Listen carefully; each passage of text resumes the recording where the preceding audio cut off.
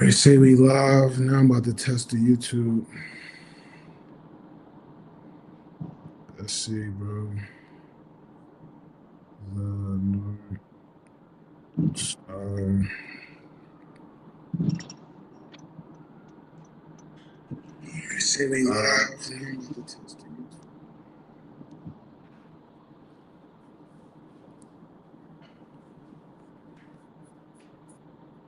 Yo, say we live, fellas, man. I mean, just for the recording's sake, Mm, I think we might as well just start. all right. We're gonna record it and share it and all that. Cool, cool. But a day left. All right, whatever. Here, come back. Yeah, yeah. Yo, I what's don't know up, what bro? happened. How's it going, man? Can't complain, man. What's going on? Everything going well. Everything going well. Let me provide some context on how we got here. I was on that show, All Politics is Local, a few weeks back, and I personally, I felt. Oh wait, I gotta add to the stage.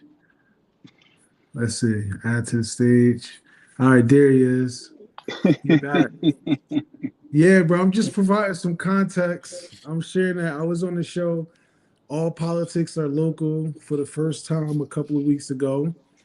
And I have been watching that show for a while now, because there's not a lot of local like political news. So I always like thought about going on there, but it just was a little bit too biased for me, man. Like their takes and their perspectives.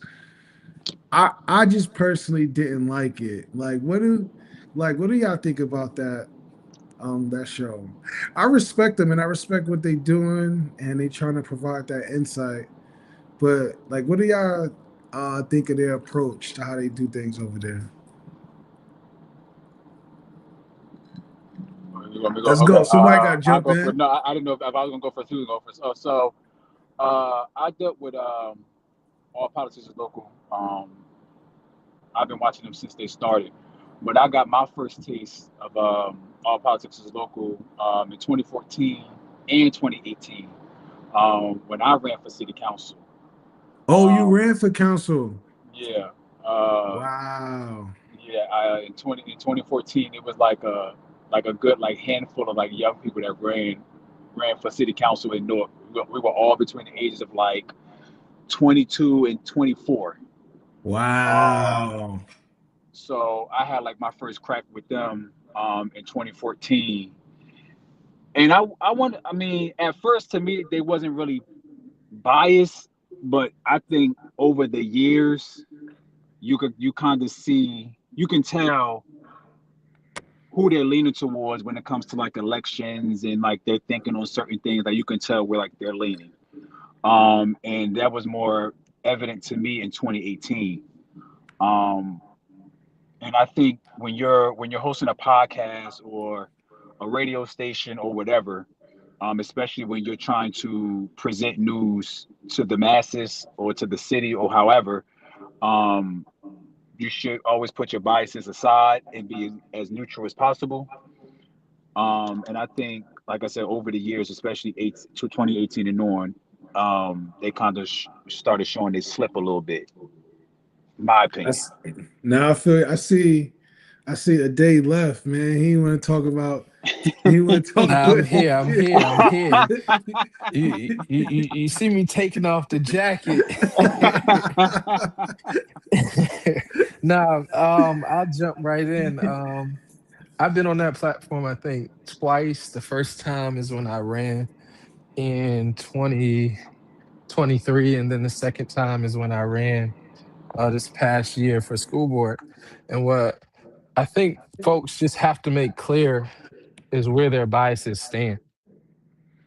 Like, I have no problem getting on a platform if I know you support who you support. So, like, you have to just see some of the perspectives for who they are, like, especially when we're talking about education, like, just for me, knowing that folks work for the administration, I know that. I have the context of that. And I think he did a good job of saying that. But at the end of the day, is it really that independent? Or Like, especially when you see that outside of like elections, only elected officials have access to that platform.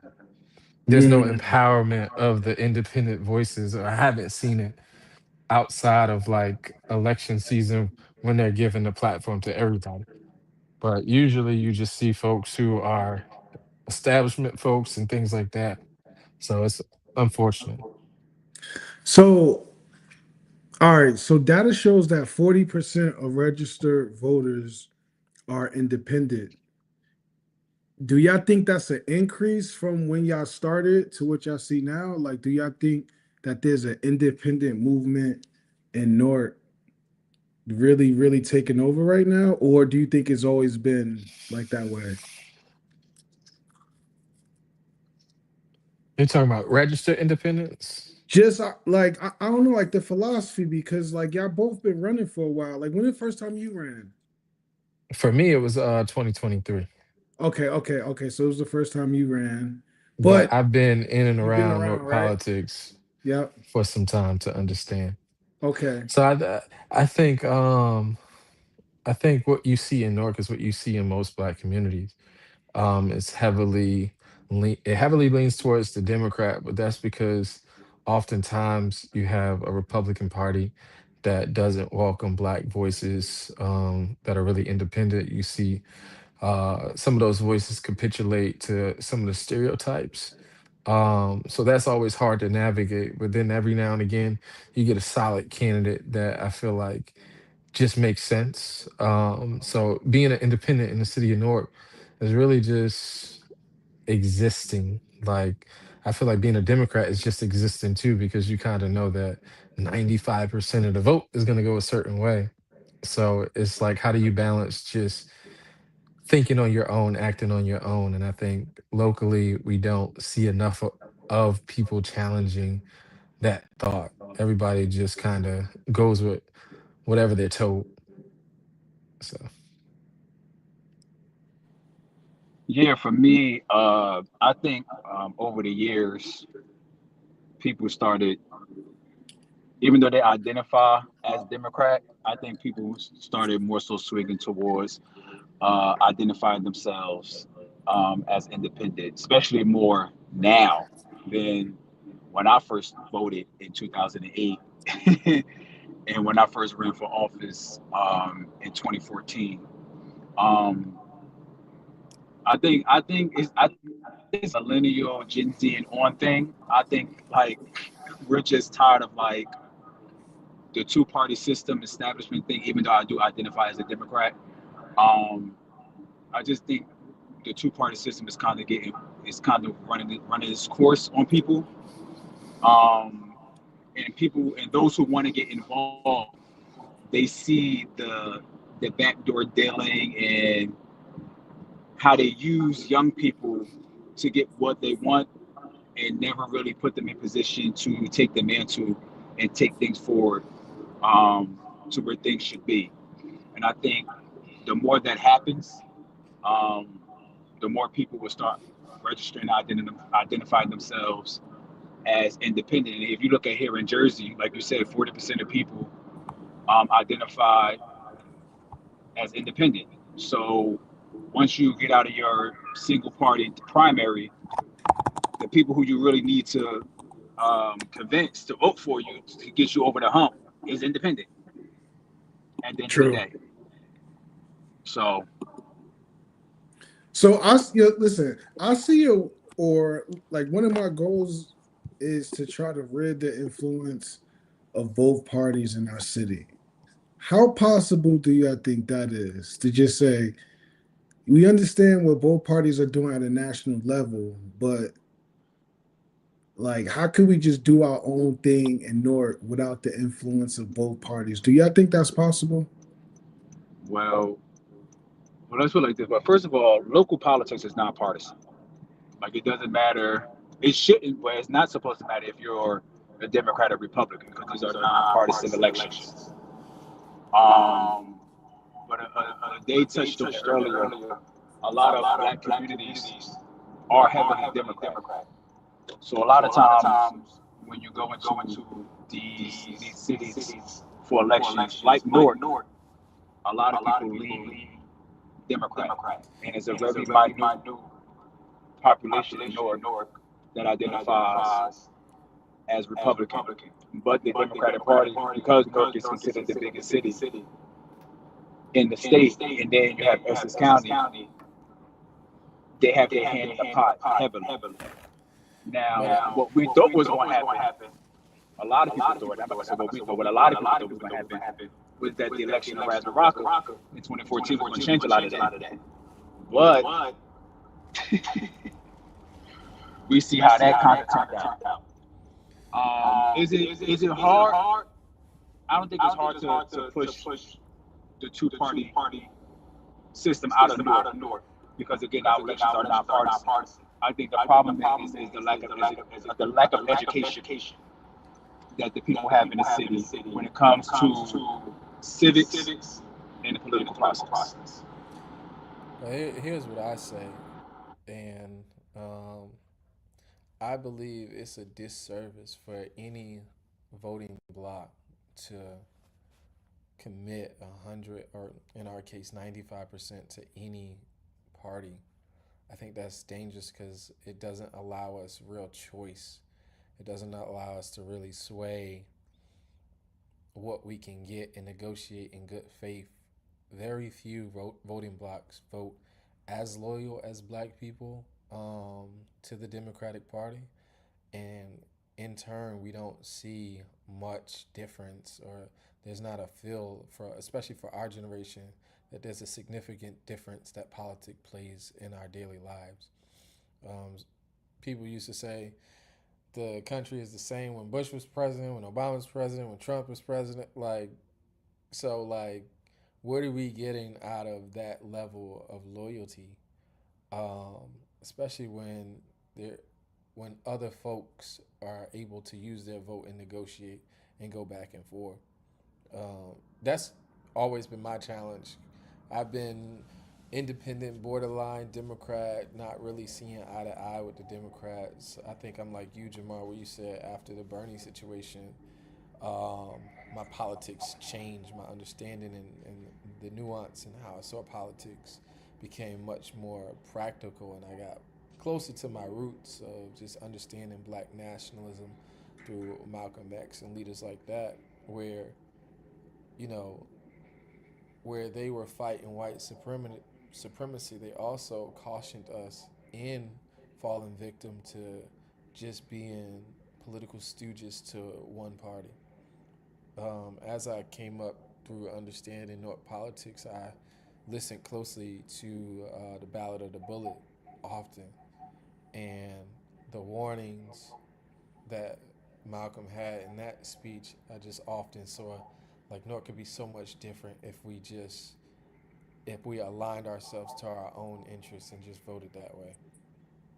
If black people just aligned ourselves to our own interests and voted that way, because then what you have is not a commitment, so you won't feel like your vote is being taken for granted. One of the most ironic things I can say out of this last gubernatorial election, not to get too much into it, is that there's a black agenda with a democratic state.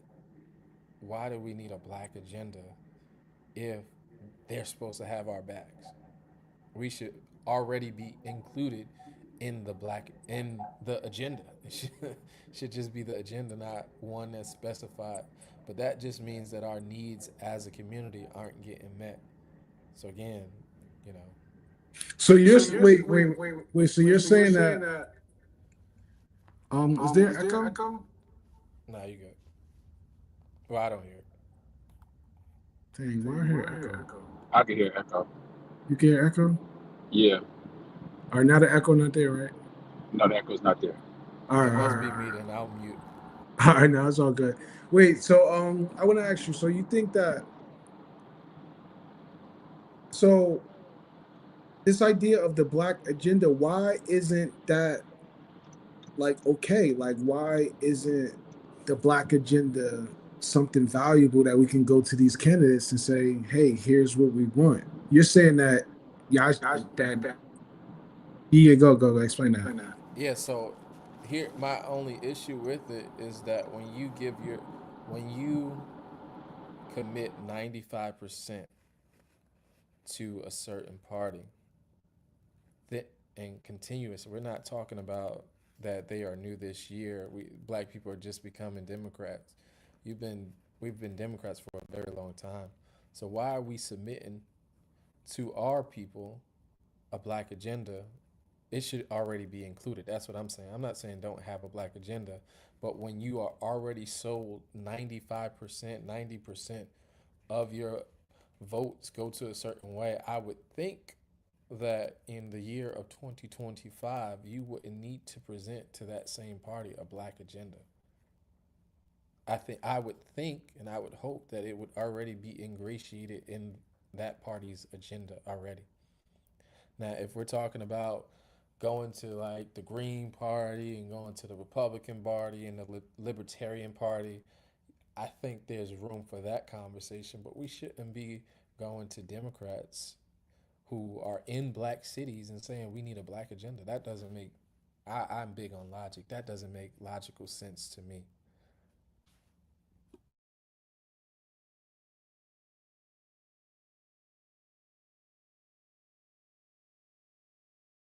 It. I mean, what you think about that? What you think about that? You the one Democrat. You the Democratic spokesperson. No, okay. Now, at first I couldn't hear you because you was muted, but now I can hear you. My thing is I think what I think of the problem is that black people, everybody has an idea of what they want the black agenda to be. Um, as many times that they try to have meetings or conversations or whatever the case may be, nobody has truly sat down and said what exactly is the black agenda to the black people until election time comes around. Um, I do think it's kind of, I don't want to say weird, but I do want to say, like, okay, I'm just going to say, I do think it's kind of weird sometimes to that the only time people do come into black communities, because I do have an issue with Michael Sher a little bit, is during election time. Because they know, anybody knows that to get yourselves to where you want to be, the most loyal voting bloc, like they said, and I said earlier, is black people. Um, so because nobody truly has sat down and pressured the Democratic Party or the Republican Party or the Green Party or whoever you identify and said that this is the agenda for black people and it should always be included into your platform, this is why we always where we at. Honestly, me speaking, that's just what I think. That's fair. That's fair. I mean, so we have 85% of our city that's black or brown. Why isn't it as easy as going to them and saying we're gonna do like we have a black and brown agenda specifically for North that has nothing to do with the Democrats or Republicans. Like why just can it be something very, very, very specific to Newark? Like what's stopping that message from prospering, especially with all the resources that we have? Like what's stopping it? It's a, well, it's simple. Like people care about their individualness and they grease in their own pockets. There's no way to other put it. Like you have folks who all right, so when we think of welfare queens, we think of like just this ratchet Latasia with four kids. But to me, when I call somebody a welfare queen or whatever, I identify a person who works in several capacities in government, whether it be the county government, state government, municipal government, getting checks from three or four places within government and making hundreds and thousands of dollars in addition to getting uh, contracts and things like that. Really living off the government. There are people who really live off the government, but they will have you believe that so it's funny because people are fighting Trump and people are fighting for SNAP and things like that. That's vital, right? But what people are also fighting for is their self-interest, because they know if funding is cut one way or another, that affects 3 to 4 of their checks, because they are the government queens. Like, so I look at it through that lens of, one, people are worried more about their grease in their pockets, and then two, there's not, like, the gatekeepers, like, are they're different in the city of Newark, because they'll smile in your face but then stab you in the back. They won't support you because you're young and have your own ideas. That's like, in the city of Newark, here's the culture, right? Let's say I'm the establishment person, right? I won't mess with you in Cesare because, not because I don't agree with you, I can agree with you, but just because I'm a part of that team. And I'll cut you guys off from any resources or abilities that you would have in the city of Newark just because of that. But what really should happen is that we should open ourselves up to a forum where I'm running and y'all are running. You stand on what you believe, I stand on what I believe, and then after the election we come together and work together. There's no come together and work together, like, outside of, like, machine politics, because they have to do what they have to do to keep their keep themselves up. So I think that's the issue with the culture of, like, everybody cares about greasing their own pockets, and the gatekeepers in the city of Newark is different. Like, we know Norkers, so being a Norker and being a gatekeeper is sticky out here, y'all. All right, so you just ran for school board, bro, and you didn't get the result you wanted, but you're gonna do it again. What are you gonna do differently, and what did you learn? So I learned a few things in this campaign cycle. One, the first thing I learned. So I ran in 2023, right? I was close to machine politics, and I decided to run because I just felt like I was a solid candidate and I had the passion and drive to run. Did really, really bad. Came back, and in this past year I did really, really good. The first thing that I realized was that a lot of them who were laughing at me a few years ago was like, "Oh crap! Like, where did he come from? Like, he was supposed to be a nobody. He done fell off, and now he got himself a team. Now, like, what is he doing?" And we surprised a lot of them, and we became people who I don't know, who I've never communicated with, is screenshotting me, talking about me. Like, I had breakfast one time and I ran into one of the candidates, and it was just like mean mugs and bad energy. And I'm like, yes, like, because I'm from Newark, so I love that. I embrace that. Like, the, the, the politics of campaigning and things like that. Like, I'm a Norker through and through, so I want all of that. And then when Dawn stepped down and there was an individual selected, I'm like, that don't make sense.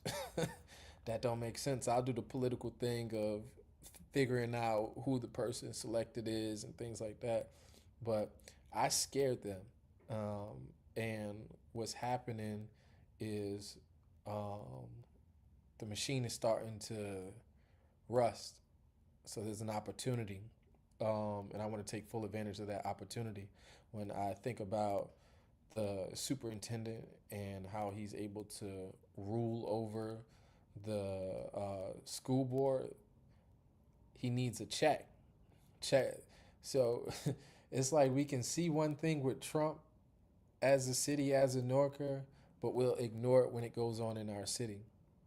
And how certain people rule, there's certain parallels to Trumpism that is happening every day in the city of Newark. And that's not to say people politics are the same, but how they go about their politics is the same. And it's time for us to figure that we have a $1.5 billion budget. That's a lot of money. That's a lot of money for our kids 70% to not be able to read, 83 not to be able to do math, 95, 93% of kids don't know how to do science at a grade level. We're opening up schools where it don't make sense. We're suing people. We're wasting money on balloons and nonsense. And what I'm saying is, if we can take $1.5 billion and focus on the kids and focus on the kids being able to increase literacy, being able to increase numeracy, being able to actually learn STEM and learn entrepreneurship and workforce development and other programs like that. Like, I feel like if we just made that our focus, our kids would be so much better. They'll be thriving. One of the things that I said when I ran, and they could fact check it, is just that if you look at the eighth graders, the third through eighth graders who are currently in school, who can't read on grade level, who can't do math on grade level, it's 100% the responsibility of the machine that has been active in the school board races for the last decade. And I think it's time for something different. So why can't we do that? Word, word. So like just to follow up on that, like what do you think, what's your thoughts on the whole Roger Leone situation? Because I went to the school board meeting and I spoke out against him getting this the first contract extension proposal. And then apparently they just went over like what exactly happened. I read the article, but Yeah, so yeah, like you what have exactly to happened? you have to understand several things in North politics. You have to understand how the board is comprised and where their interests lie. That's the first thing, and I said that in the article as well. You have to trace everybody back to oh, who's fueling them, and some folks are fueled in different ways. But ultimately, what happened was um, it wasn't even the right procedure in the way to change the vote, but it happened. It happened because someone didn't stand firm in their decision originally that was influenced by what people were saying in real time. And then you had that person, and I really wished him success, but it's really disappointing for you to ask for something in a public forum and not get an answer on it and then still change your opinion. And I think is that which most people that I talk to about school board issues they're tired of. They don't support that. Like, we've seen, it was so many people there that were actually not in support of Leon. Like, it doesn't make sense for the man to get an extension, finish out this contract, and if you do a good enough job according to the people, then you can get an extension. There's no need to rush this, but again, like, we have a school board who can't stand on business, like as my kids say, like, they're just afraid to actually invoke the power that they have. you know Most people don't know that the school board is they are in charge of the superintendent, not the other way around.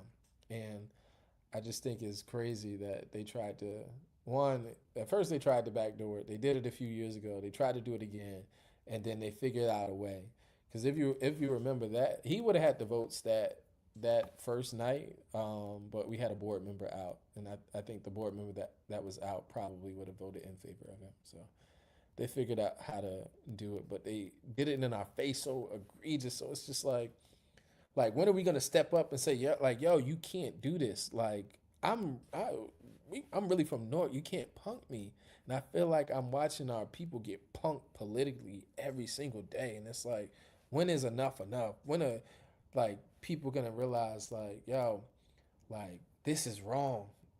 This is wrong. Like, this is unjust. Like, especially over the school board, because in the year of 2025, the school board, which is predominantly black and predominantly Hispanic, had a school board member's daughter sue them, and we settled, which means there was some validity to the claim. And then if you look at the report that was put out that said there's racism in the school, like the largest minority city in Jersey is dealing with racism like in the year of 2025. That's crazy. That's not right. That's not leadership. And I think ultimately like the people of Newark deserve better. Dang, man, that's real. Yo, yo, Cesare, you got any thoughts, man? Like, what happened when you ran? Did you run with the machine?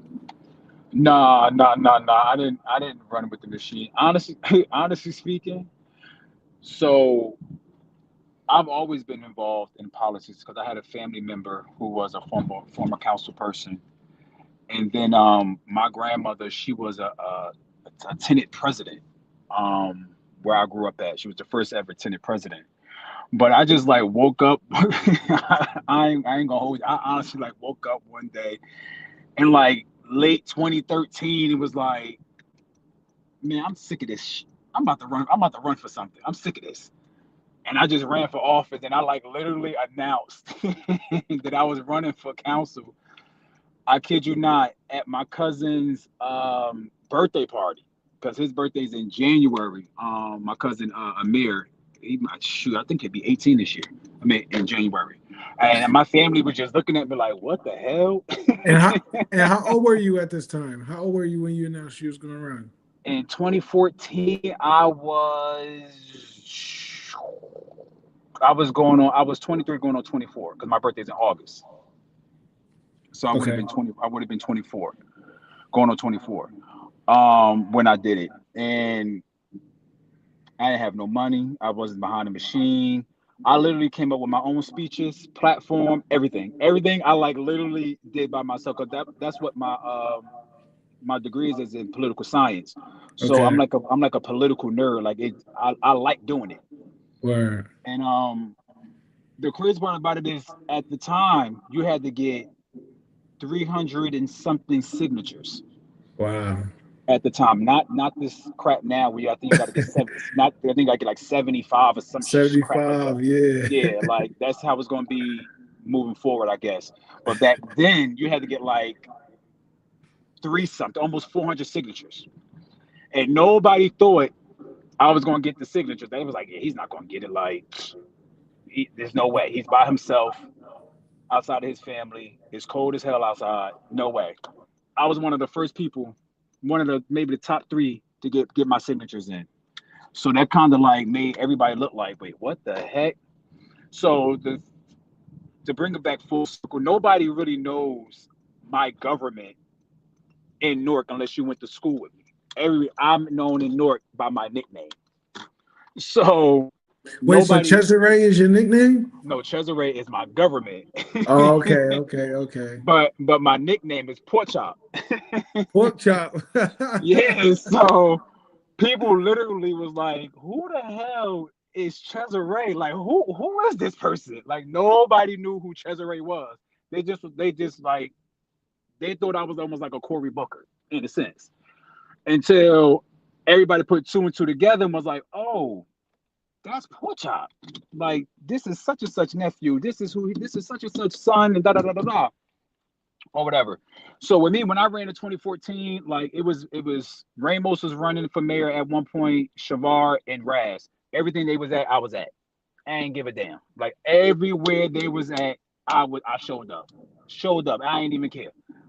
And then when Ramos dropped out and it was Shavar and Raz, it was like 12 people running for Central Ward in 2014.12 And people? it was 12 people, like 12 people running in 2014 for Central Council.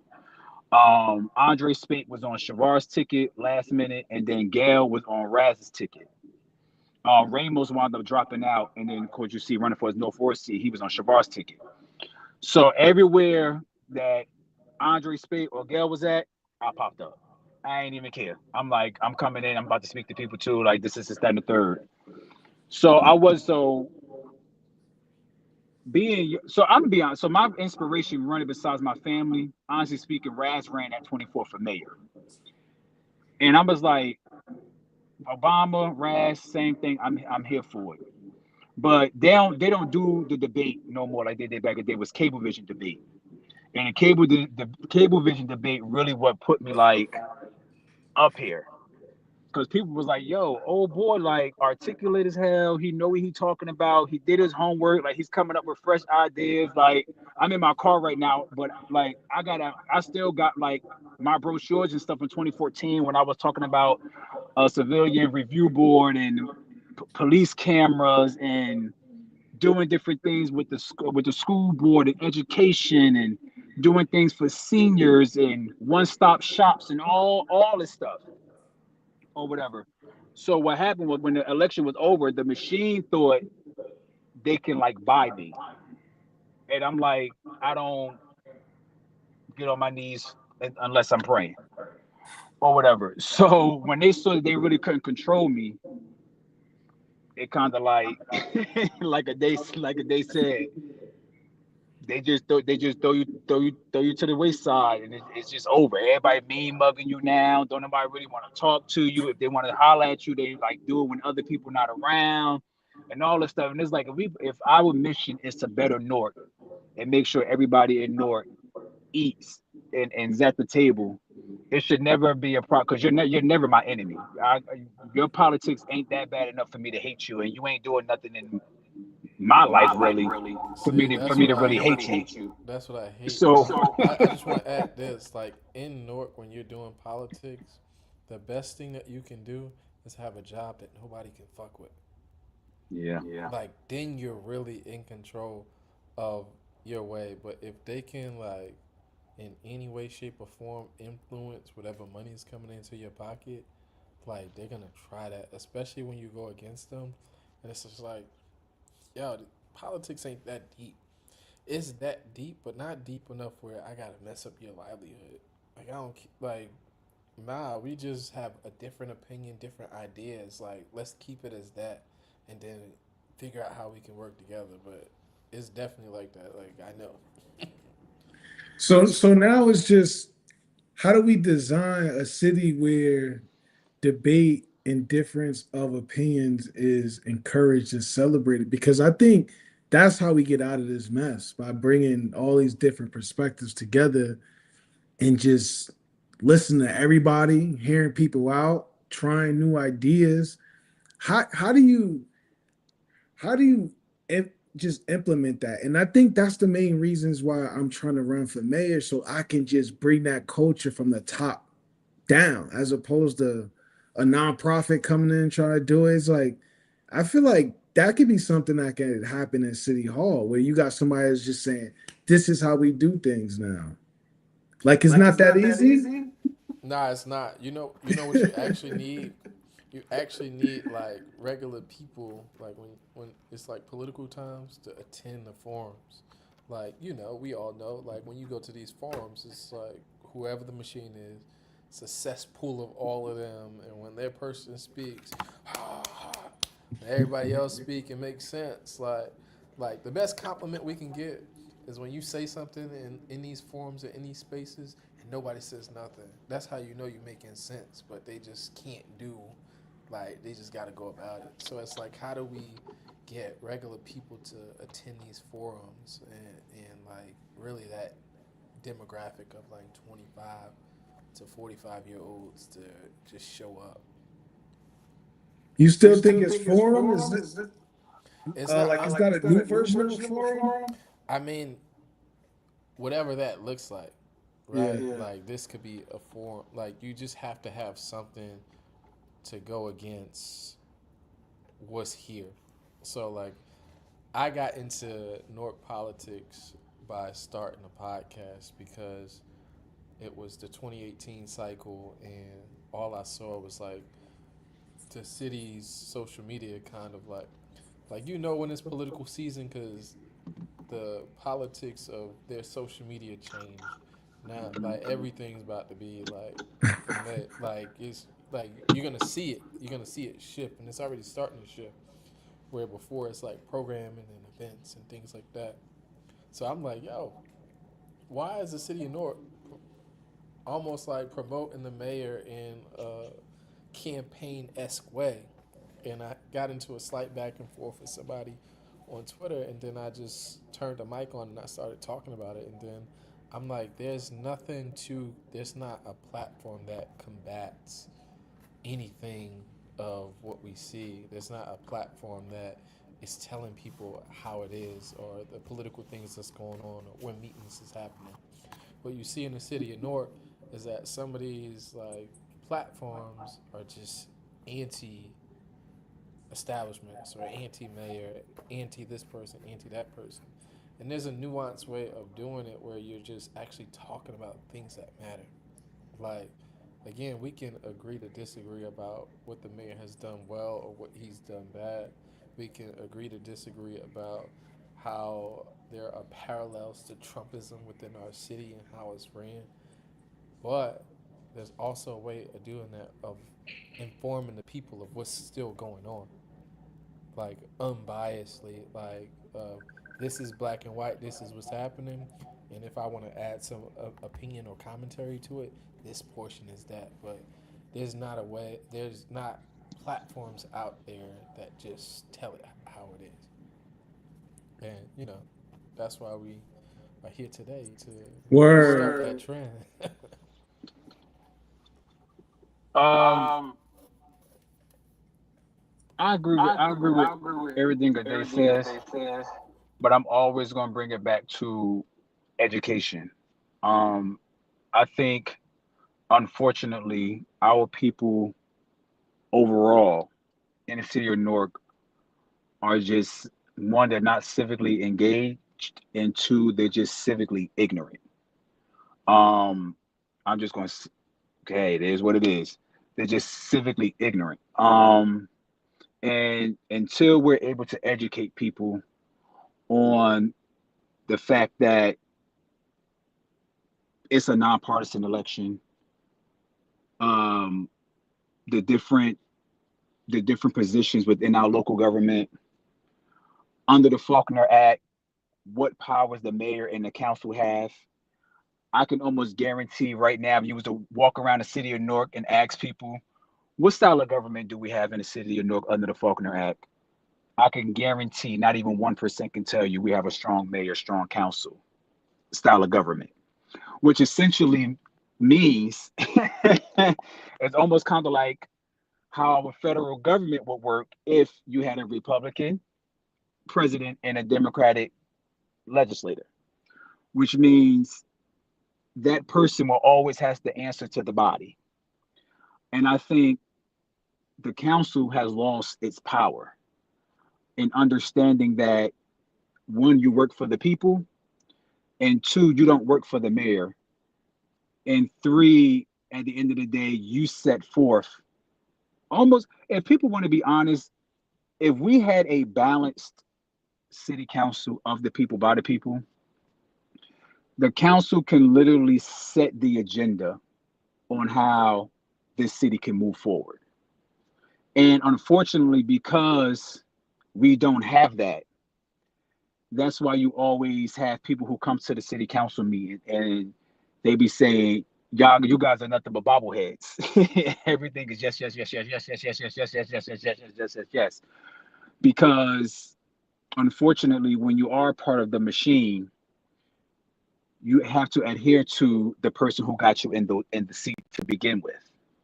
So for instance, if I ran for mayor and I got six people on council, 9 times out of 10, those six individuals, whether I'm right or wrong, are always going to vote in favor of what I put forth. So for us to change that landscape and change that dynamic to bring it in full circle, we have to be able to reach the people and truly educate them.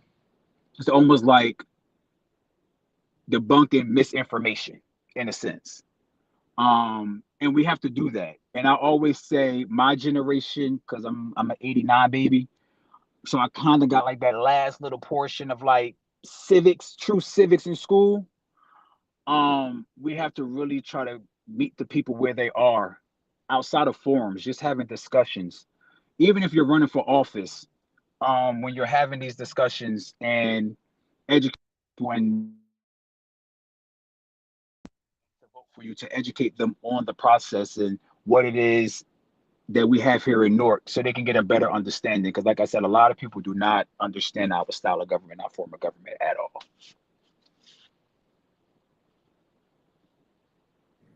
Or maybe we could do a show where we break that down, like some laws, school board laws, our local municipal laws. I think that would be cool, especially if we could do it in a simple way. Like tomorrow, I'm going to make some content with a 23-year-old from Newark, and I'm going to try to like teach in the best way I could without overwhelming them.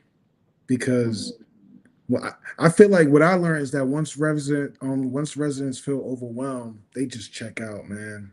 They just check out. But it doesn't seem that difficult, like to learn.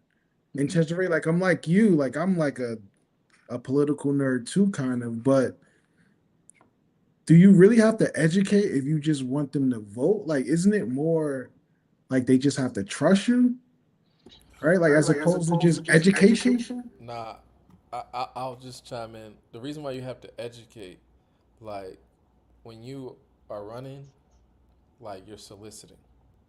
But if you're educating, you do a greater service because it's not about you. It's about the process and understanding the process.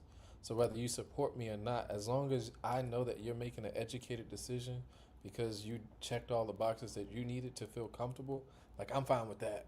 I'm actually fine with somebody who don't vote for me that has went through all the candidates, all the platforms and said this is why I'm supporting this person. But what I'm not okay with is somebody just, oh, you told me to vote for you. I don't know why I'm voting for you, so I'm just gonna vote for you. Like, nah, give me more than that. Let's actually like, because it's building a movement, right? You want a movement of educated voters because the educated voters are really gonna change the trajectory of the city, and that's how we get a more neutral body of council, a more neutral body of school board members and commissioners and folks who aren't beholden to any machine. One thing that I love about old Newark politics is even folks who are a part of the machine or backed by the mayor still had the balls and the courage to really check whoever the mayor was. You had people who, nah, I'm with you on Tuesday. We're gonna go out Wednesday, but on Thursday when we in this meeting, I'm gonna kick your butt because this is wrong, and my people are telling me this is wrong. The issue is that our legislators in the city of Newark only listen to the voice of the mayor or only listen to the voice of the machine, and they're not listening to people with real concerns. So it's like, no, shut up, this is dumb. But at the end of the day, like, you got to be able to trust who you are as a person to even have the courage to check whoever is the mayor or somebody like that.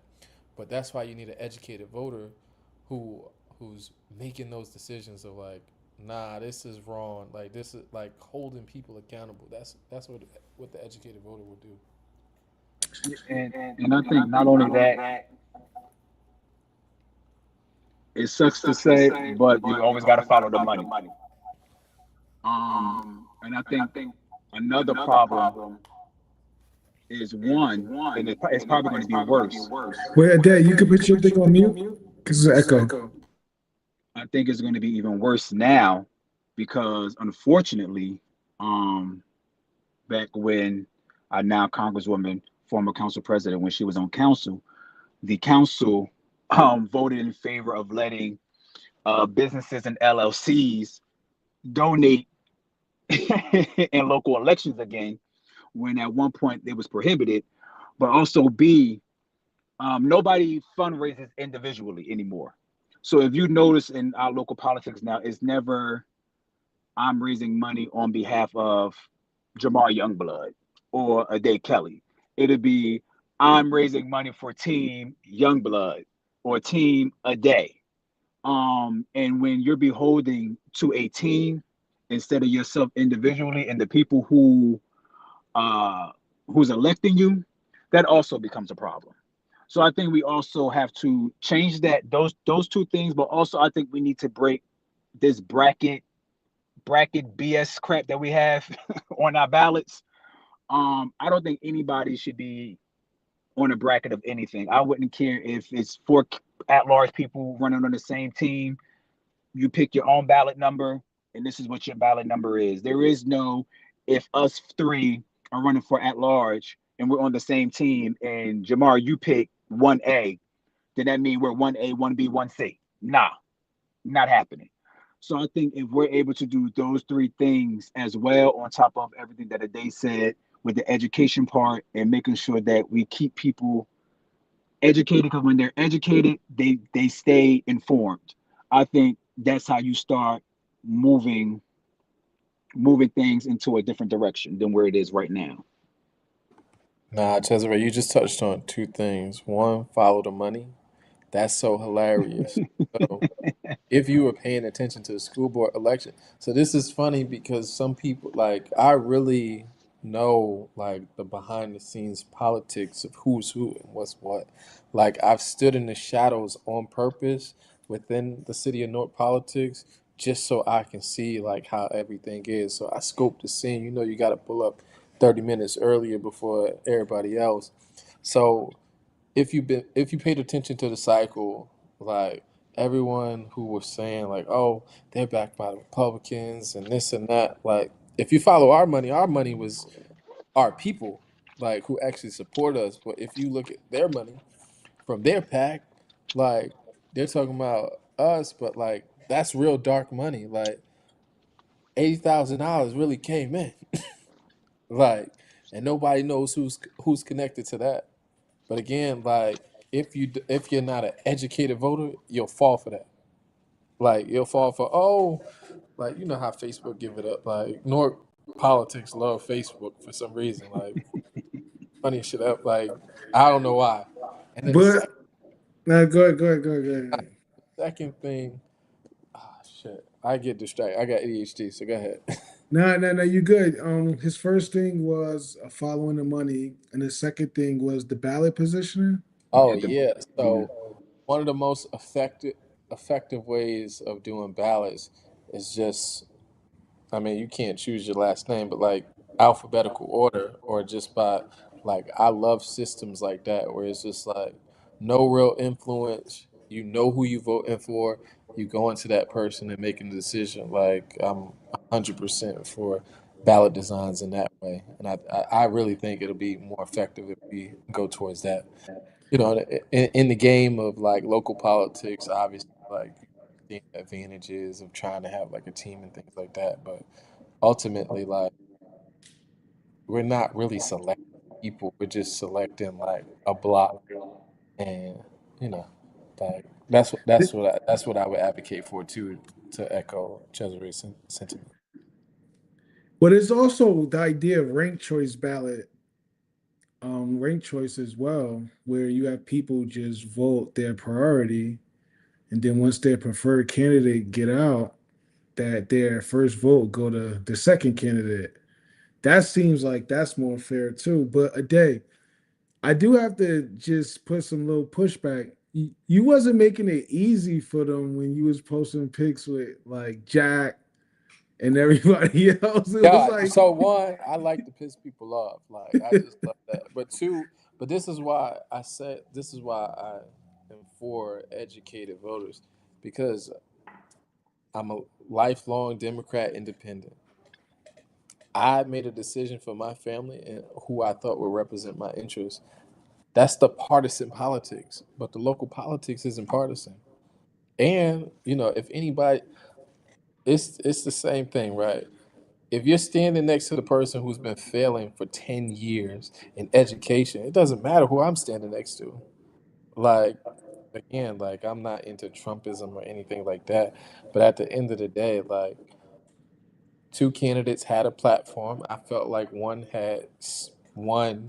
to me had serious interest in really getting to know the black community and didn't come in late and was here early and I was able to have dialogues with that person. And it's like I said, I'm gonna give him a shot. I believe in this candidate. So, you know, when the other candidate just knows that the Democratic Party is going to drop $20 million in an election and make sure the black community get out, like you can't ultimately beat that. So like I'm fine with the decision I made, and I was firm in it. I didn't hide from it either. Like I leaned into it all all that I could, but at the end of the day, like that didn't matter in the city of Newark. Like who I was choosing as my gubernatorial candidate didn't stop 70% of kids to be able to read overnight or 83% to be on math level. Like these kids are still failing. Like so did it matter that much? They just extended the superintendent's contract. What did the governor have to do with that? Like we got to focus on what's really important. And if you look at my social media, like I wasn't in the governor's race. Like there was pictures of me, and like I didn't hide from them. Like I'm gonna support my person, like they supported their person. They had their picture, but my focus remained on the kids in Newark and how to improve their education. So all of the distraction stuff just allowed my platform to get out there, and that's why I was able to be even more successful. Because while they wanted to screenshot and try to expose, it's like once you go to my platform and you see my page and you see what I'm talking about, you're like, oh, he actually makes sense. And I had conversations with some folks who was like, yeah, I heard you was X, Y, and Z, but I heard such great things about you. Like your name, like people speak highly because people do speak highly of me because I'm respected because again, like my passions is my passion. So like, yeah, we can talk about Jack. We can have that conversation, but we need to really have the conversation about why our kids are being set up to fail by a superintendent who doesn't care about racism in his district. Like, what's important? But So that that's what but you mentioned the educated voter, and if if the voter can't tell a difference, do you change up your strategy to connect with them? Or do you stick to your guns and saying this is what I think is best for me, so I'm gonna do it? I'm gonna be 100% honest. When I was canvassing and I was talking to people every day on the campaign trail this past year, I said the kids can't read on grade level, they can't do math, and the superintendent isn't a good leader. And they agree with all three things. It's about getting to them too. So Yeah, it's about educating them, but it's also about getting to them. And my message was very simple. I stuck to numbers: yeah. 70, 83, and 93. These are the percentage of kids that are not on grade level.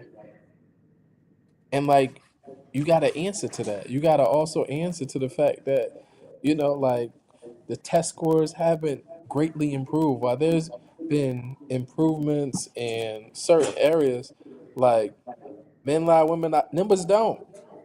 And the numbers that are critical, which are literacy, which is numeracy, and which is science and STEM, have not improved in this iteration of us having local control.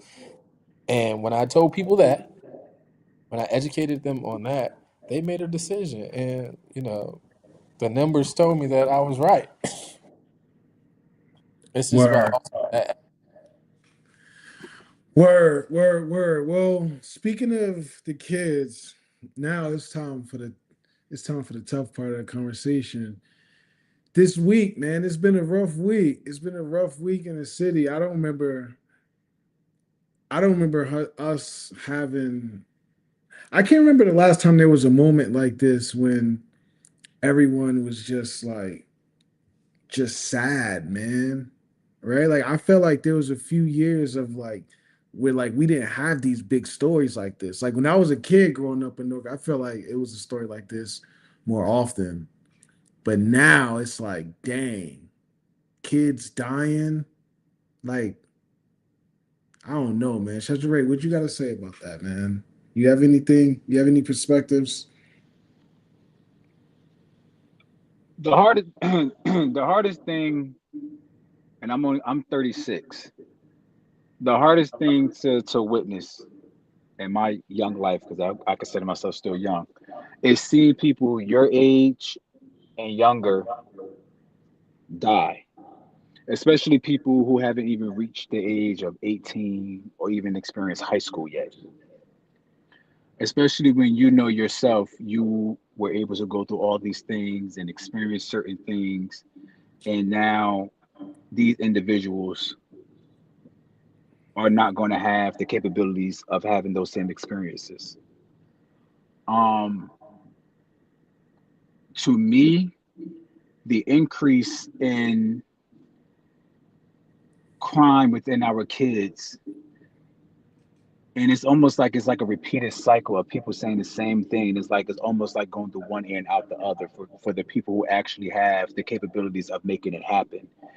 Is that these kids have nothing to do once they get out of school at 2:30 or 2:55. I always say growing up on High Street and by Prince Street projects and stuff like that, we had a boys and girls club in every ward growing up in the 90s. You had one in the central, the west, the south, the north, and I said the east, west, north, south, central, and west. One in every ward. And from time to time, we all somehow integrated with one another, whether it was playing roller hockey, basketball, football, going to summer camp. Um, there was that interaction. And then you had after school programs within the schools that allowed parents who unfortunately had to work late to make ends meet. We had programs running through the school systems growing up. And because a lot of those things have been eliminated and you haven't given these kids an alternative on what to do now, you get what you see today, where you see a 10-year-old who was minding their business getting literally murdered. Um, you have kids out here now who are committing vandalism, robbing stores, fighting each other on the corners, um, do a ward by ward gang affiliation because that lack of interaction and programming once they leave those buildings are no longer here. And when you have people who try to start programs and nonprofits, when they get these monies, the majority don't even go to the programming. It goes to the staff, and not even really the staff. It goes to those who started these nonprofits or want to be after school programs and stuff like that. And it's in black and white. If you ever go to a council meeting and pull up certain things from the past, you'll see people starting things and they get a $200,000 grant, but their salary is $150,000. You like, well, where's the rest of this money gonna go to as far as programming? Things are a lot more expensive today, and it really breaks my heart. And I've had many experiences where I had to walk out to parents and to families and say, unfortunately, your child didn't make it. I've had individuals die at my feet, and their last breath was, "Don't let me die." So I've had those experiences in my 36 years, and it's one of the I can honestly, besides seeing personal family members die, that's probably been one of like the worst experiences ever, ever. Is seeing that, and I think with Newark, I don't want this situation because a lot of times when stuff like this happens, and it's just a human race. We will be on something for a couple of days to a week, and then move right on to something else. And a lot of times that's what happens. That's what happens in Newark too. This situation happened with this 10-year-old. People rallied in the streets over the weekend, and I can assure you, you won't hear a peep ever again. Especially after the child is buried, you won't hear nothing again. There won't be another rally. There won't be another hands up, don't shoot, put the guns ever again until the next situation happens. And that's unfortunate because you should want to continuously be engaging in situations like this and trying to prevent the next unfortunate situation. And it just doesn't happen. Word. Well, Day, you work with children, and like, what was that like for you seeing that? Yeah, so it's rough. I actually was talking about it with my staff as well. I think one, it was just so messed up, right? Like I unfortunately saw one of the videos, so it's like to shoot so callously, like with no regard for anybody, like, and you would in a way hope that it was targeted, but it doesn't even look targeted. Just like random chaos. Like like you said, like I work with youth from age 5 to 18, so it's harder on that note too because like that could have been one of the kids that I served. I serve probably majority of my kids are from like 8 to 11 years old, and I think there's been a heavy divestment in after school programs, and one of the things that I advocate for is an increase because again, kids just need something to do. They need a place where they can be in between the end of their school day and just before they go to sleep, like of just activities and engagement. And one of the things that has concerned me over the years is that we have all of these places and centers, either nonprofits or places in the city where people should be going, but there's no programming taking place inside. There's no like strong after school programs in the school buildings. Like you can probably walk past a few places that should have kids inside that nothing is going on. And I think we have to get our focus back to that, right? Making sure the kids have activities, things that they can do, and like trust the people who are actually doing the work.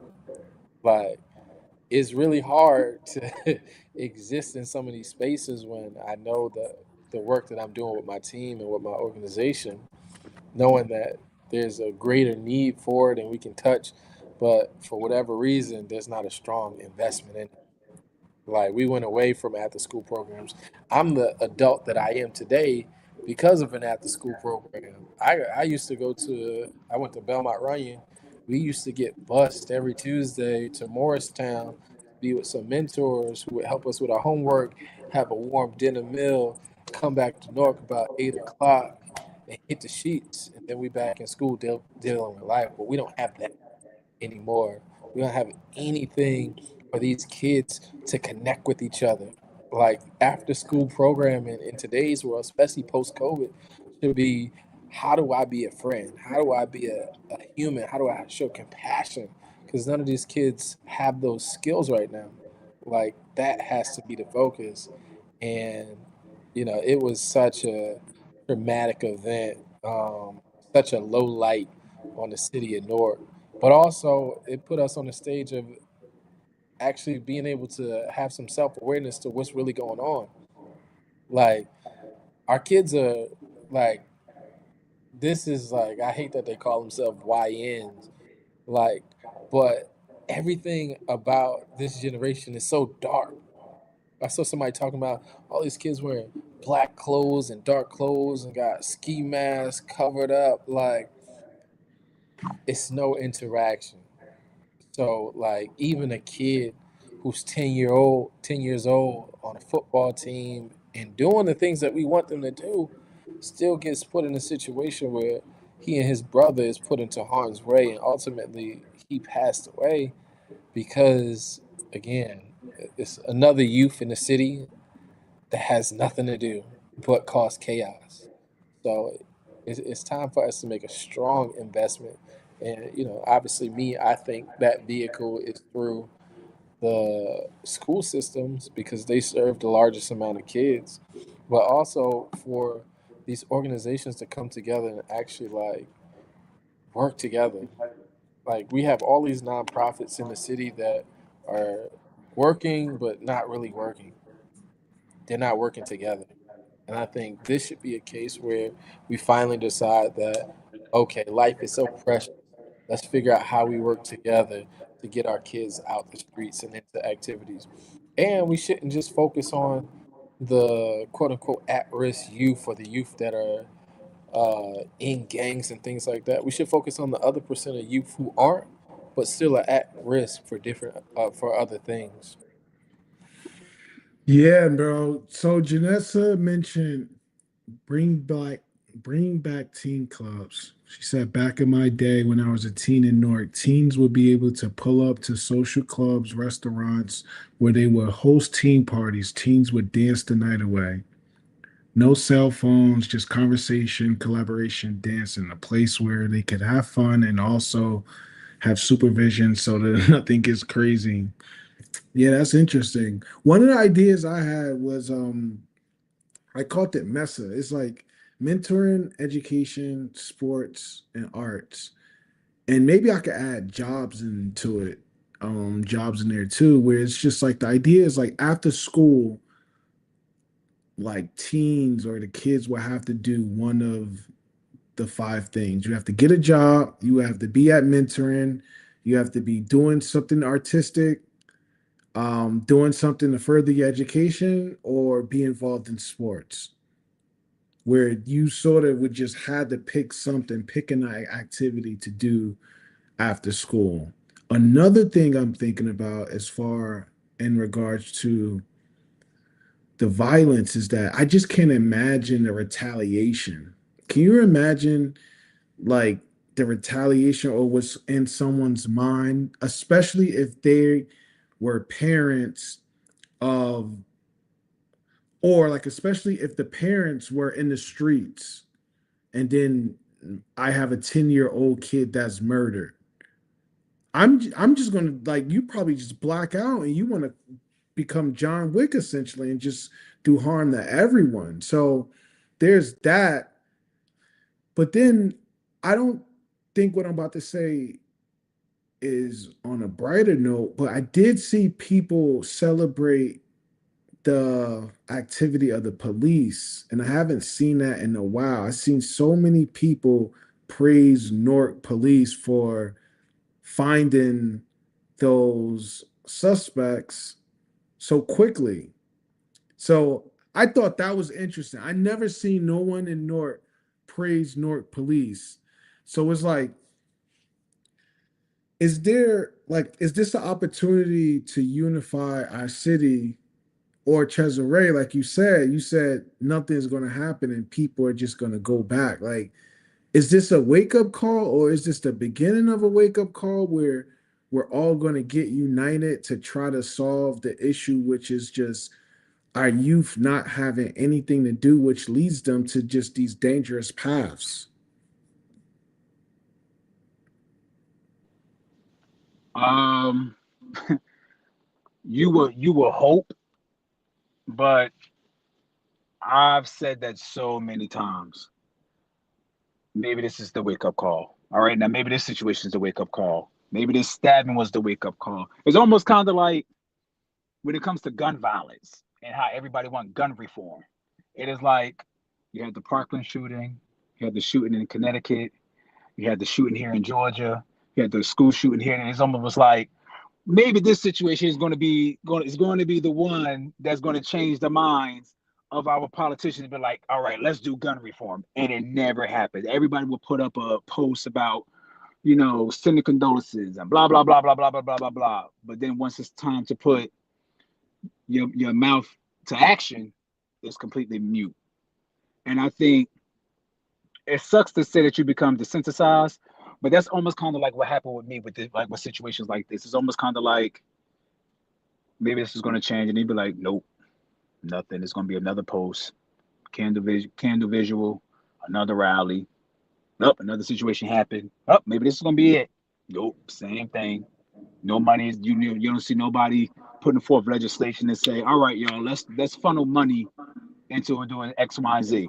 As politicians, being that we are involved in school board elections, even though they like to say that they're not, but they really are, let's go down and pressure our school board members and our superintendent, be like, yo, you got a $1.5 billion budget. What are we doing as far as programming is concerned after these kids are no longer held to the clock of being there from 7 something to 2:55? Like none of that stuff is happening. I think our people are so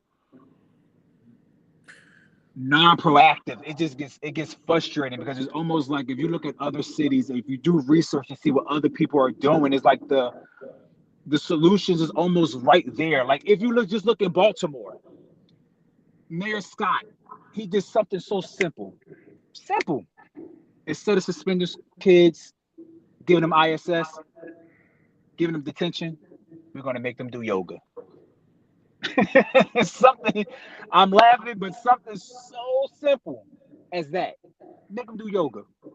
We're gonna make them start having round circles and talking out their feelings. And it reduced everything within their school system. As far as violence, behavior. Not saying it dramatically did it, but you saw the reduction. And I think people just want to see those who have the power to make something happen. Just make a freaking effort. Try something. And that's not what's happening.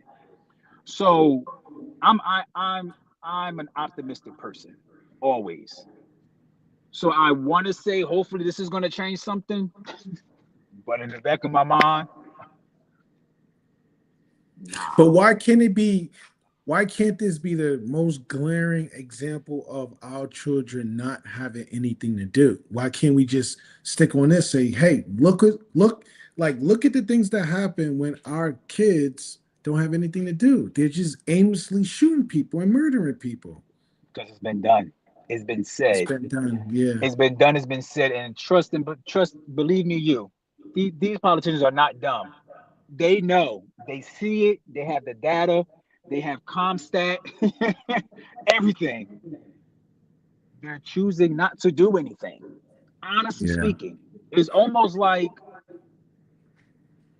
how we say angry politics is what fuels the pockets of the politicians because they know if I can get each side to hate each other, it's gonna funnel money into my pockets. It is almost like here in Newark, if I do a little bit but not enough, I could keep them wanting, asking for more and needing to wanting more. So it's going to keep them coming like, come on, come on, come on, come on, come on. That's what's happening. So don't think it hasn't been done. You have people look at the council meeting. Those same people who be at those council meetings has been doing that for 20, 25 years. They've been going to school board when we were ran by the state in 94. They were doing the same thing. Same thing for years. Now we're doing it, meaning our generation who are politically involved and who are choosing to run for office. We're doing the same thing that these people are still doing, and these people that get into office, they just don't give a damn. They don't. It sucks to say, and I wish people in Newark in the electorate wake up and see that these people just don't care. And when they don't care, you get their asses out and find somebody who do. Word, word, word. A day, what you gotta say to that, bro? Nah, that was heavy. That was the word right there. Because because let's be honest, like we want in a perfect world, this would be the last one. But like there's always a kid that gets caught in the crossfires of some nonsense. So like at this point, all we can say is like based on this happening is that we're desensitized to it. Is it again like it's unfortunate to say, and I pray a strong prayer to my God that it doesn't happen again. But I know the reality that based off of the history of North, the nonsense that currently happens, there may be another child. It might not be for another year or two, But we're gonna have another conversation about a tragic situation of a kid senselessly dying. I think this past year it's been a few senseless kids dying. Like even if you think about from a safety perspective, the 2 year old that fell from the window, like there's like these are the things like that I like to say like public safety is a feeling. People have to feel safe and people don't feel safe in the city of Newark.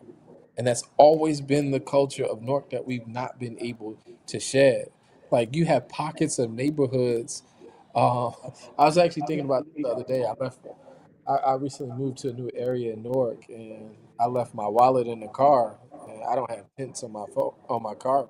But I'm like, if I was somewhere else, like I would have wanted to make sure, like my car, like illegally get intense only because I don't want nobody to bust in my car or see anything that I'm leaving in my car. Like that's the culture that we have, especially in certain areas. So it's like we would love to say that it won't happen again, but unfortunately we know whether it's a 10-year-old kid, whether it's an 18-year-old kid, whether it's a 21-year-old kid, like because these are kids too.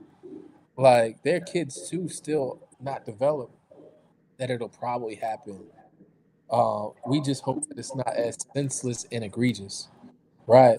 Usually we're okay when we know like, okay, this kid might have been into the left field activity, so we kind of justify it. But think about this, like the kid who killed the police officer, like that was just as senseless as this. Like imagine what that kid had to endure in their life that they were put in that position and that was the outcome that they chose. But how do you all right, let's have a real conversation right now.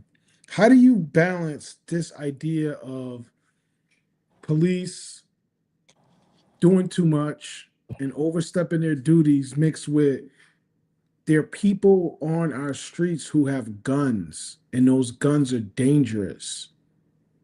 Like at what point do we say once you have a gun, there isn't much that we could possibly do to protect you at that point because you picked up the gun? But in their mind, they're like, I got the gun for protection. So does So it come down to jobs and programming and just having kids have things to do? that's the preventative aspect of it. I think what we often see is the reaction. Like, kid already has the gun, and now, and again, we have to remember, like, at least in the city of Newark, like, we have a percentage of folks who aren't Norkers that are cops, but we have a good percentage that are who understand the culture. But we're still putting our own people in a position where they got to make a split second decision. And it's unfortunate. I hate when cops look at it through the lens of like, I got to make it home. Like, you should want everybody in that circumstance to make it home. But I also get that actual reality because, I got family and friends that are cops where, like, I want them to make it home too. So, in that, there's this expectation that you do what you got to do to make it home. But in that culture, we need to do what we need to do to make sure everybody make it home. So it's the preventative stuff of having the programs in place before a kid even picks up a gun. And what I've also been huge on and advocate is that kids need to actually understand the weapons that are on the street and don't Mm. put in a position where, again, like I don't know, I just know the life that I live and the situations that I've been in, like I just didn't take it to certain degrees. But it's like if a kid understands the skill of how to safely operate and move a gun, like are they more enticed to do something silly with it, or are they just gonna look at it like a knife? How we teach knife safety culturally should be how we treat guns as well. Like it's the same. So you want to teach kids how to use the guns. But if like imagine if these kids knew how to proficiently use these guns without fixing the mental things that's going on in their lives, you just teaching them how to become murderers. And That's not true. it's not. That's not true. That's like So this is the way I would look at it, because I don't want you to think I'm absent of the mental health pieces. Like we have to have that as well. Like that's largely the work. But what I'm saying is we have a certain culture, right? It's like the kids who steal cars. If we put them on a NASCAR track, then they can be great, right? If Yeah. we te- if we teach them the business of NASCAR, then they can get into that element, right? I'm saying sometimes we look at issues through the lens of what's the worst that can happen instead of what's the best case that can happen. Like imagine if Newark got famous for there's other districts that has shoot that participate in shooting competitions. What if we took Wait for our teens. yeah, like what if we introduced something like that, like a more positive spin over negativity? Like, what if we introduce, I don't know, like in our auto mechanic schools and things like that, like racing and things like. What I'm saying is we have to stop looking at, oh, they can't like. My grandmother, God rest her soul, she looked at guns so negative, like because it's serious and there's death that can happen through the power of a gun, right? But there's also protection that can happen. So what if we're teaching protection and things like that? Like that's just like my nuanced thoughts about I situations. mean, someone listen, we have people in the chat that agree with you because I was offered to do a class to teach kids how to use the guns, and I just was like, I don't know. I don't know if I want to, I No, don't know if I want to do that. it's actually radical. It's radical, but when you look at our counterparts, they're doing it. I know, I know, I They know. Yeah. understand gun safety. Yeah, And obviously, you have the situations where you have like those random kids, those random white kids who do school shootings, but also like you also have a culture of enough of them that knows how to protect themselves and know how to hunt. What if we had a Newark hunting team? yeah. Cesare, I know you're smiling, bro. Yeah, because I was like, "Ah," and I say that because me personally, as a kid, I won't think about no guns. That's just me. I won't think about no guns. When I have kids and I have nieces and nephews, I ain't. My thing is you pick up a gun, that means you must want to murder somebody. That's how I teach my nieces and nephews. Point blank, period. Now, do if they want to know the education of behind a gun, how to break it down, how to put it together, the chamber, blah blah blah blah blah, that's different. Um, but That's not outside separate. outside of that, I don't, I don't. This is a conversation that I really had to sit down and like really had to have. Um, because it's I don't it's just it makes me personally uncomfortable to have a child handling a gun. It just makes me uncomfortable. I don't mind the education part of it, but as far as handling the gun within the education, nah. I'm not here for that. But also I think I don't know if it'll help now. It helped me. I know the DARE program is more so towards drugs, but I know within the DARE program, they had people come to the schools as well, and those DARE officers talk about guns on top of drugs and the dangers of a gun, and you know what can happen when you shoot a gun, and all that kind of stuff. So I mean, I guess it all falls back to my favorite word, education. That's just the bottom line.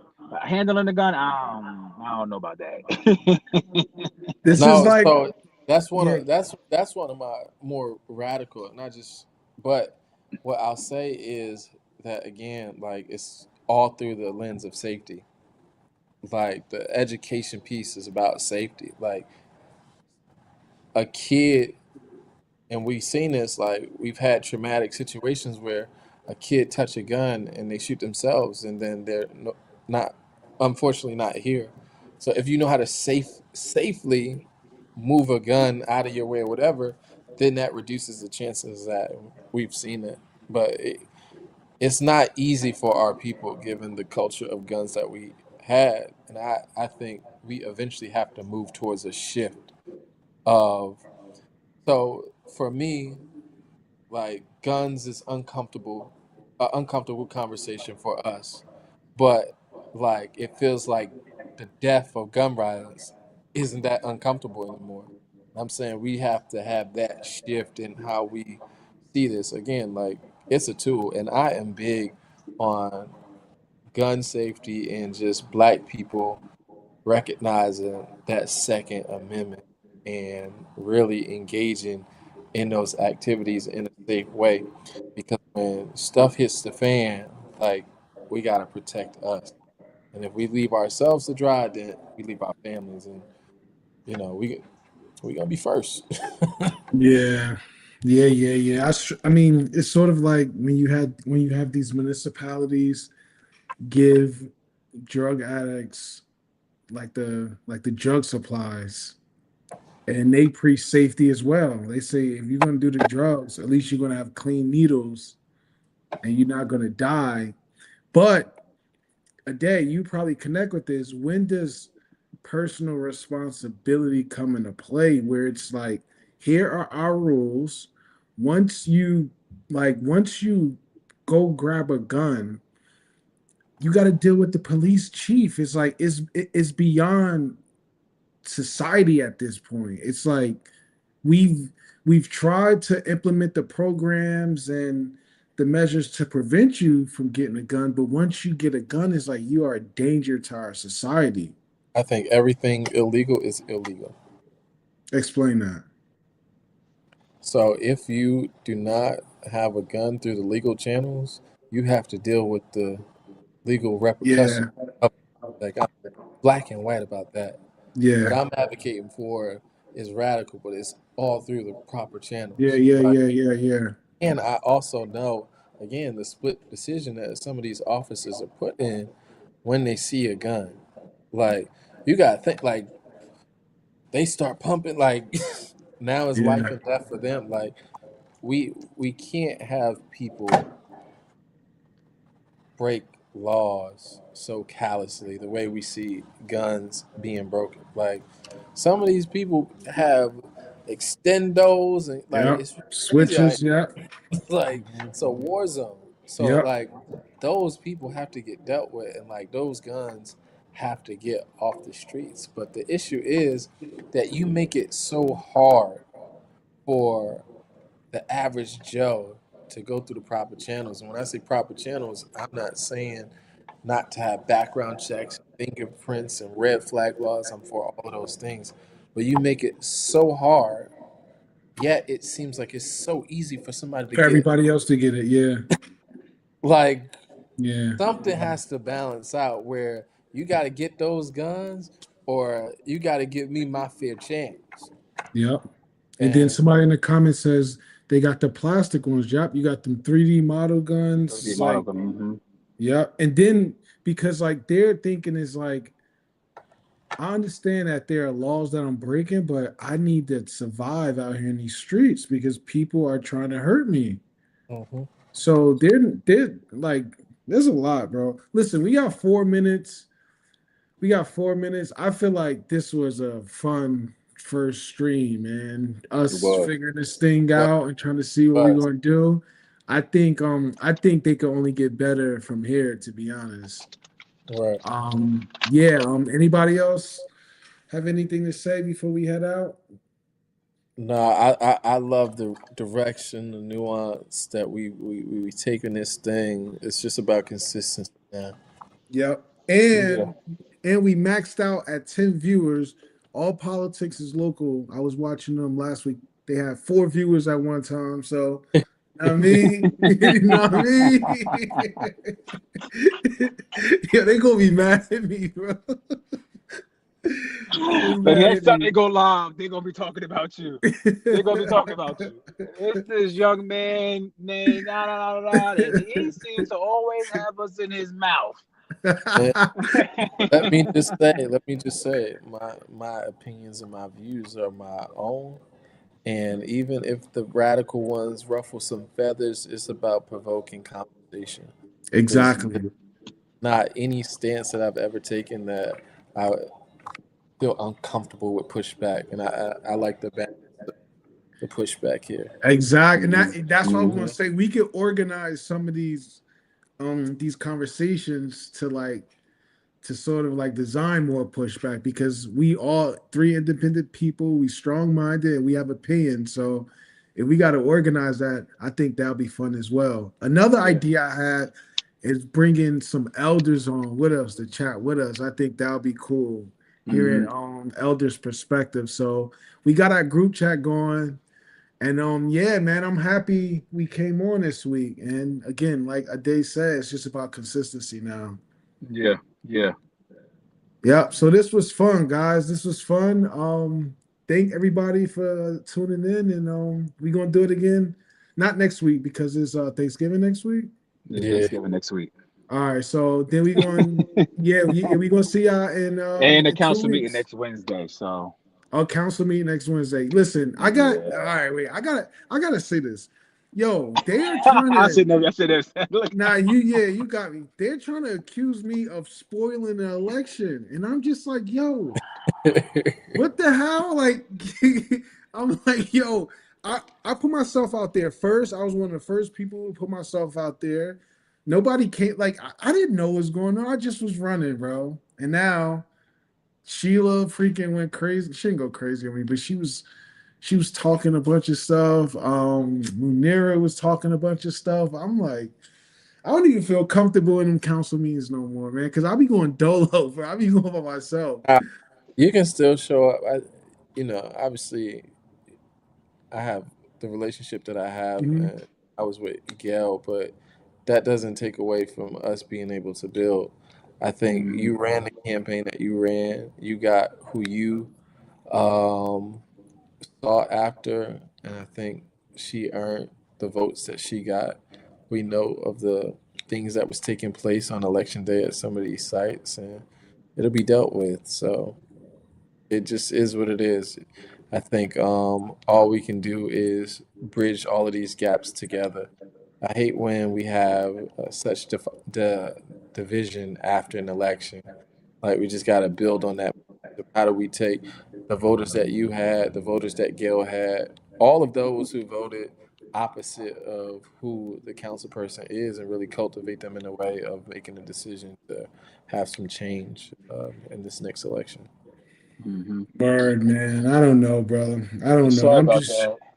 nah, it's all good. It's all good. It's just like, They they just kicking your butt.